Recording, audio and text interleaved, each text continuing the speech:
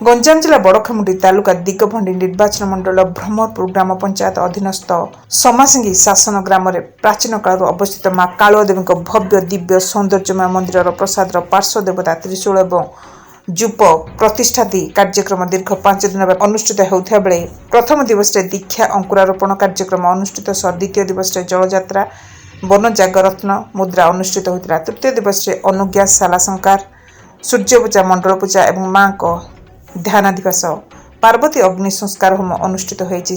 चतुर्थ दिवस मां महास्नान जीवन्यास कार्यक्रम विद्वान पंडित श्री त्रिपाठी प्रचारकत्व ग्राम पुरोहित सुरेश त्रिपाठी आचार्य रूपे देखा मिलता। प्रतिष्ठा अनुष्ठान को ग्रामवासी अंचल बहु बदान व्यक्ति नेतृत्व में अन्नयज्ञ नामयज्ञ कृतयज्ञ महाआडंबर अनुष्ठित होता। आसंता सका 10टा समय मां कालुआदेवी ग्राम परिक्रमा सांग को त्रिशूल ध्वजा पार्श्व देवता स्थापन अमृत बेला पूर्णाहुति कार्यक्रम अनुष्ठित हो सूचना मिली। गंजाम विपिन दास मोबाइल टीवी। नमस्कार, मोर परिचय हूँ गंजाम जिला भरतकमंडी राष्ट्र आमर शरण राष्ट्र अंतर्गत हलियार सिंहपुर शासन। मोर नाम हूँ शिशिर कुमार त्रिपाठी।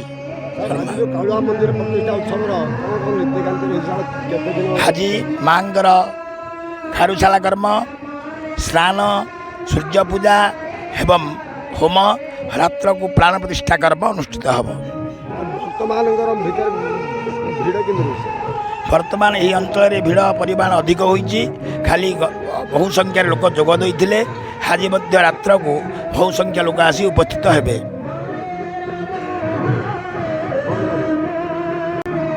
ओम शरणागत दीनार्थ परित्राण परायणे सर्वस्यार्थ हरे देवी नारायणी नमस्तुते। ओम श्री कालुआदेवी नमः। मु प्रकाश चंद्र मिश्र ग्राम समासिंगी मु जड़े अवसर प्राप्त प्रधान शिक्षक आउ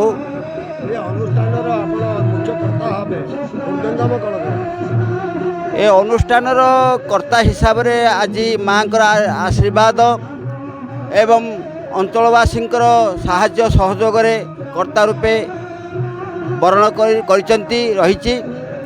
किंतु ए मोर अनुभूति भितर मु आपन को दीपद कहूँ जे ए अनुभूति कथा मु माने माँ होचनी प्रत्यक्ष बहु आदि जुगरु ए माँ अच्छी ए ग्रामर आमर पितृपुरुष ए माँ को प्रतिष्ठा करिसेंती एवं जो भग्न मंदिर थिला ताकू उद्धार कर नवप्रसाद नूतन मंदिर माने तांको आज माँ को विजय करने को जाऊँगी। एवं मोर अनुभूति देखिली माँ अति प्रत्यक्ष देवी एवं तांकर आशीर्वाद तांकर कृपा ए अंचलवासी तथा ग्रामवासी मंगल होईची एटा मोर अनुभूति कथा।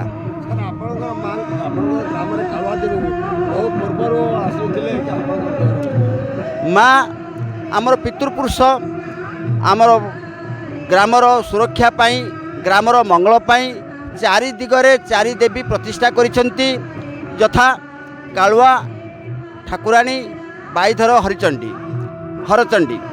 तेबे ए जो पितृपुरुष जो प्रतिष्ठा करथिले एटा सुनिया को पाऊँ मु किंतु देखिनी।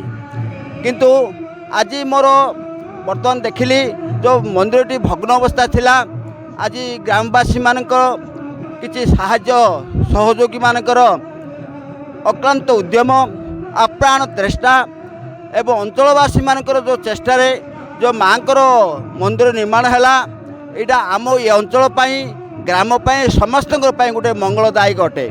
यह मोर अनुभूति कथा। धन्यवाद। समासिंगी शासन ग्राम Vipin Kumar Das report Odisha mobile TV.